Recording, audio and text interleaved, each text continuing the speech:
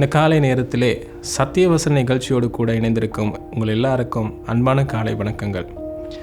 எங்களுடைய வாழ்க்கையிலே இழப்புங்கிற ஒரு காரியம், இந்த வார்த்தை அநேக இடங்களிலே நாங்கள் கேள்விப்பட்டிருக்கிறோம். அது பலவிதமாக காணப்படுகிறது. சில நேரங்களில் சில நட்புகளை நாங்கள் இழந்திருப்போம். அதற்கு காரணம், நான் சரியானதை செய்ய வேண்டிய ஒரு இடத்துல நண்பனுக்கு நான் இதை செய்திருக்கலாம், ஆனால் நான் அதை செய்யாமல் போனது நிமித்தம், சில நேரம் இந்த வார்த்தையை நான் பேசாமல் இருந்திருக்கலாம், அதை பேசினது நிமித்தம் நண்பர்களை இழந்த, உறவுகளை இழந்த சந்தர்ப்பங்கள் நம்ம வாழ்க்கையில் இருக்கலாம்.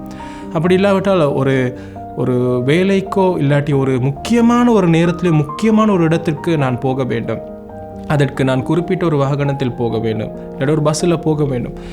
நேரத்துக்கு போயிட்டு அதை நான் அந்த பஸ்ஸில் ஏறினால்தான் நேரத்துக்கு அந்த இடத்தை அடைந்து நான் போக வேண்டிய காரியத்தை நான் அடைய முடியும். ஆனால் எங்கள் வாழ்க்கையிலே ஒரு தடவை சரி யாருக்காவது இருந்த அனுபவம் இருந்திருக்கும். நேரத்துக்கு போக முடியாத நிமித்தம், பஸ்ஸை நாங்கள் விட்டது நிமித்தம், இல்லாவிட்டால் எங்களுடைய பக்கத்திலே ஏற்பட்ட ஒரு தவறு, காலையிலே எழும்ப நேரம் தாமதித்ததினாலே போக வேண்டிய பயணம் எங்களுக்கு போக முடியாமல் இருந்திருக்கும். என்னுடைய வாழ்க்கையிலும் இப்படிப்பட்ட ஒரு அனுபவம் நடந்திருக்கிறது. ஒரு குறிப்பிட்ட ஒரு கூட்டத்திற்கு என்னை அழைத்திருந்த நேரத்திலே காலையிலே நான் நேரம் தாமதமாகி எழும்பினது நிமித்தம் அந்த கூட்டத்துக்கு போக முடியாமல், எனக்கு கொடுக்கப்பட்டிருந்த பொறுப்பை செய்ய முடியாமல் நான் மிகவும் வெட்கப்பட்டு போன ஒரு நாள் என் வாழ்க்கையில் எனக்கு மிகவும் ஞாபகத்தில் இருக்கிறது. எனவே இப்படிப்பட்ட இழப்புக்கள் எங்களுடைய வாழ்க்கையிலே எப்பேற்பட்ட சந்தர்ப்பத்திலும் வரலாம். இந்த இழப்புக்கள், நான் முதல் சொன்னது போல, எங்கள் பக்கத்திலே ஏற்படுகிற அலட்சியமான போக்குகள், எங்கள் பக்கத்தில் ஏற்படுகிற சில தவறுகள், கவனையின்மை காரணமாகத்தான் இந்த இழப்புக்கள் எங்களுக்கு நேர்ந்திடுகிறது. இப்படியான ஒரு சம்பவம் வேதாகமத்திலே அழகாக இடம்பெறுகிறது. உபாகமம் 1வது அதிகாரத்திலே நாங்கள் வாசித்து பார்த்தோமானால், மோசே, இஸ்ரவேலர்கள், தேவன், அதே போல இன்னொரு தேசத்து ஜனங்களுக்கு இடையிலே ஒரு காரியம் நடக்கிறது. எங்களுக்கு தெரியும், எகிப்திலே அடிமையாயிருந்த இஸ்ரவேல் ஜனங்களை ஆண்டவர் மோசேயை பயன்படுத்துகிறார் தலைமைத்துவத்துக்காக. கானானை சென்றடையும்படியாக வாக்குத்தத்தம் கொடுத்து ஆண்டவர் அந்த ஜனங்களை அழகாக எடுத்து வருகிறார். இப்பொழுது அழைத்து வந்த அந்த ஜனங்கள் ஒரு இடத்துல கூடியிருக்கிற நேரத்திலே அவர்கள் கானானுக்கு இப்பொழுது போக மிகவும் கிட்டத்தட்ட வந்து விட்டார்கள். ஆனால் அவர்கள் சொல்லுகிறார்கள், அந்த தேசம் எப்படி இருக்கிறது என்று பார்ப்பதற்காக எங்களுக்கு முன்னே மனிதர்களை நாங்கள் அனுப்புவோம், சில பேரை அனுப்பி வேவு பார்ப்போம் என்று சொன்னதின் பிரகாரமாக மோசேயும் அதை கேட்டு சில ஜனங்கள் போய் வருகிறார்கள். அவர்கள் போய் வந்து துர்ச்செய்தியை சிலர் சொல்லுகிறார்கள், நற்செய்தியை இருவர் சொல்லுகிறார்கள்.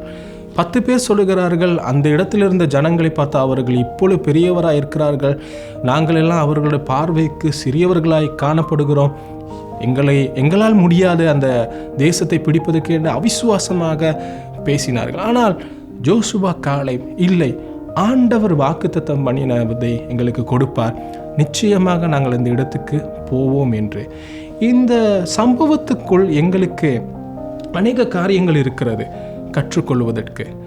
இஸ்ரவேல் ஜனங்கள் ஆண்டவரை விசுவாசியாமல் பேசின இடங்களை இந்த அதிகாரத்துக்குள் நாங்கள் காணலாம். இந்த சம்பவம் இறுதியில் எங்களால் இந்த கதை முடிவு எங்களுக்கு தெரியும். இஸ்ரவேலர்கள் அந்த கானானுக்குள் போக முடியாமல் போனது. அவர்கள் போக முடியாமல் போனது அவர்கள் பக்கத்திலே ஏற்பட்ட சில அலட்சியமான, கவனையீனமான சில நடவடிக்கைகளின் காரணமாக கானானுக்குள் அவர்களால் போக முடியாமல் போன ஒரு இடம் அந்த இடத்துக்கு வந்தது. எனவே இதிலிருந்து எங்களுடைய வாழ்க்கையிலே முக்கியமான காரியங்களை இந்த நாளிலே நாங்கள் பார்ப்போமா? முதலாவது தான், அவர்கள் தேவனை விசுவாசிப்பதில் அவர்கள் அலட்சியமாய் இருந்து விட்டார்கள். நல்ல செய்தியை சொன்ன ஜோசுவா காலேபை போல கர்த்தர் வாக்குத்தத்தம் பண்ணினதை நிச்சயமாக நிறைவேற்றி முடிப்பார் என்பதை அவர்கள் மறந்து போனார்கள். காரணம், எகிப்திலிருந்து ஆண்டவர் இதுவரை தூரமும் நடத்தி வந்த பாதையிலே செங்கடலை பிளக்கச் செய்தார். அதே போல அவர்களுக்கு உணவு கொடுத்து போஷித்தார். பல இடங்களிலே பல அற்புதங்களை செய்த தேவன் சொன்ன இந்த காரியத்தை, இந்த தேசத்தை இப்பொழுது எங்களால் சுதந்திரிக்க முடியும் என்ற விசுவாசத்தை அவர்கள் இழந்து போனார்கள். அவர்கள் சொன்ன ஒரே ஒரு வார்த்தை, அது எனக்கு மனதிலே மிகவும் முக்கியமாய்ப்பட்ட ஒரு காரியம், எங்களுக்கு முன்னே மனிதர்களை நாங்கள் அனுப்புவோம் என்று. தேவன் தெளிவாக சொன்னார், இஸ்ரவேலுக்கு முன்பதாக நான் போகிறேன் என்று. மோசே அதை அழகாக சொல்லுகிறார், உங்களுக்கு முன்பதாக கர்த்தர் போய் உங்களுக்கு வழிகளை செவ்வாய்ப்படுத்தினார். எனவே இந்த இடத்துல அவர்கள் மாம்சமாக எண்ணம் உடையவர்களாய் மாறிவிட்டார்களா? அவர்கள் தேவனை மறந்து மனிதரை முன்னிறுத்தினார்கள். எங்களுடைய தேவன் எங்களுக்கு கொடுத்திருக்கிற அந்த வாழ்க்கை பயணத்திலே ஆண்டவர் எங்களை கொண்டு ஒரு திட்டத்தை செய்து ஆயத்தமாயிருப்பார். சில நேரங்களிலே தேவனுடைய திட்டத்தை கைவிட சில நேரங்களுக்கு நேரிடலாம். எங்கள் பக்கத்திலே இருக்கிறதான இப்பேற்பட்ட சில தவறுகளின் நிமித்தம் இஸ்ரவேல் ஜனங்களிடத்தில் நாங்கள் பார்த்த விசுவாசியாது போனார்கள். பிரியமானவர்களே, ஆண்டவர் உங்களுடைய வாழ்க்கையிலே அதிசயமான காரியங்களை செய்திருக்கிறார், நிச்சயமாக செய்திருப்பார். எனவே உங்களுக்கு முன்பதாக தேவனுடைய திட்டத்திலே அடுத்த கட்டத்துக்கு போக வேண்டிய ஒரு இடம் வருகிற நேரத்திலே நாங்கள் எதை குறித்தும் கவலைப்படாமல் தைரியமாக முன் செல்லலாம். கர்த்தர் செய்தவைகளை நினைத்து பார்க்கிற நேரத்தில் அவரை அன்று என் வாழ்க்கையில் இப்படி செய்த தேவன் இந்த தடையை தாண்ட, இந்த திட்டத்துக்குள் உட்பிரவேசிக்க என்னை நடத்துவார் என்று தேவனை விசுவாசிப்பது முக்கியமாக காணப்பட்டது. அடுத்ததாகத்தான் அவர்கள் தேவன் செய்த எல்லாவற்றையும் மறந்து போனார்கள். இஸ்ரவேலர்கள் தேவன் செய்த சகலவற்றையும் மறந்து போனார்கள். எங்களுடைய வாழ்க்கையிலும் சில நேரங்களிலே நாங்கள் ஒரு கட்டத்தை பார்க்கிற நேரத்திலே தேவன் செய்த காரியங்கள் எங்கள் வாழ்க்கையிலே மறந்து போய்விடும். சில நேரங்கள் எங்கள் வாழ்க்கையிலே எங்களுடைய எண்ணங்கள் அதிகரித்ததின் நிமித்தம் தேவன் எங்கள் வாழ்க்கையிலே செய்த காரியங்களை நாங்கள் மறந்து போய்விடலாம். பிரியமானவர்களே, இதுவும் எங்கள் பக்கத்திலே ஒரு நாள் தடையாக வந்துவிடலாம். எங்களை நாங்கள் தாழ்த்தி தேவன் எங்கள் வாழ்க்கையிலே செய்தவற்றை அடிக்கடி நினைவு கூர்ந்து முன்னோக்கி செல்ல அவர் எங்களுக்கு துணை செய்வார் என்பதை மற்றும் நாங்கள் சிந்தித்து கொண்டிருந்தோமானால் தேவனுடைய திட்டத்திலே நாங்கள் இறுதியிலே நல்ல போராட்டத்தை போராடின, நல்ல ஓட்டத்தை ஓடி முடித்த ஒரு நபராகத்தான் இந்த ஓட்டத்தை நாங்கள் முடிக்கப் போகிறோம். அன்று இஸ்ரவேலுக்கு கானான் இல்லாமல் போனது போல அந்த கானான், அந்த நேரத்திலே சுதந்திரிக்க இருந்த கானான் கைவிடப்பட்டது போல எங்களுடைய இந்த பயணத்திலே தேவனுடைய திட்டத்தை நாங்கள் விட்டுவிடக்கூடாது. அதன் பிறகாக இஸ்ரவேல் வனாந்திர பயணம் அவர்களுக்கு கொடுக்கப்பட்டது. காலம் தாமதமாகினது. அடுத்த சந்ததியினர் தான் கானானை சுதந்திரித்தார்கள். எங்களுடைய வாழ்க்கையிலே ஆண்டவர் எங்களுக்காக வைத்திருக்கிற திட்டத்தை நாங்கள் செய்யாமல் போய்விட்டால் அதைவிட இழப்பு எங்களுக்கு வேறு இல்லை. எனவே பிரியமானவர்களே, தேவனை நாங்கள் விசுவாசிப்போம். தேவன் செய்த நன்மைகளை நாங்கள் யோசித்து பார்ப்போம். அவர் எங்களுக்கு செய்த சகலவற்றையும் அற்புதங்களை யோசித்து பார்த்து தேவனுடைய பார்வையிலே தேவன் பார்க்கிற விதமாக அந்த திட்டத்தை நோக்கி பார்ப்போம்.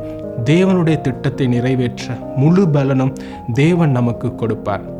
அதே போலத்தான் இந்த உலக காரியங்களையோ உலக எண்ணத்தையோ எங்களுடைய சுய எண்ணத்தையோ மனிதர்களையோ நாங்கள் முன்னிறுத்தாதபடிக்கு மேகஸ்தம்பமுமாய் அக்னி ஸ்தம்பமுமாய் இஸ்ரவேலுக்கு முன்பதாக சென்று சகல வழிகளையும் திறந்து எல்லாவற்றிலும் சமாதானத்தை கொடுத்து வாக்கு பண்ணின இடத்தை அடைய உதவி செய்த பாதுகாத்த தேவன் அவர்களுக்கு துணையாக இருந்தது போல எங்கள் வாழ்க்கையிலே முன்பதாக வருகிற சகலவற்றையும் நீக்கி எங்கள் வாழ்க்கையில் அந்த திட்டத்தை செய்து முடிக்க, தரிசனத்தை முடிக்க உதவி செய்கிற தேவனை நாங்கள் முன்னிறுத்துவோம்.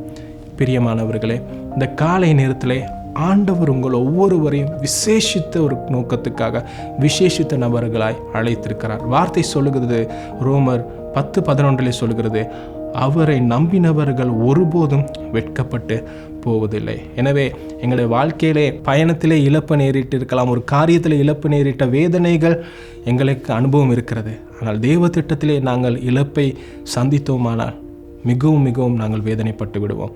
இந்த காலை நேரத்தில் உங்களுக்கு பலன் உண்டு. கர்த்தர் உங்களுக்கு துணை நிற்கிறார்.